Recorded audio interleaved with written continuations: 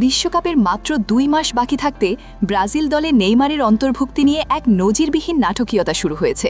খবর অনুযায়ী Selecao coach Carlo আনচেলোট্টি স্বয়ং ব্রাজিলের প্রেসিডেন্ট লুলা ডি সিলভার কাছে পরামর্শ চেয়েছেন যে নেইমারকে বিশ্বকাপ স্কোয়াডে রাখা ঠিক হবে কিনা।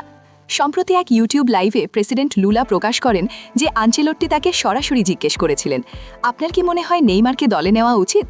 জবাবে প্রেসিডেন্ট জানান, নেইমারের স্কিল নিয়ে কোনো সন্দেহ নেই, তবে তাকে কেবল নামের জোরে নয় বরং পারফরম্যান্স ও ফিটনেস দিয়ে দলে জায়গা করে নিতে হবে।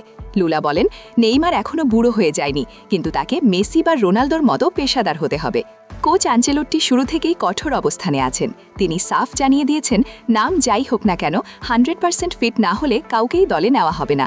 সান্তোসের হয়ে নেইমার মাঠে ফিরলেও তার ফিটনেস নিয়ে এখনও সংশয় কাটেনি।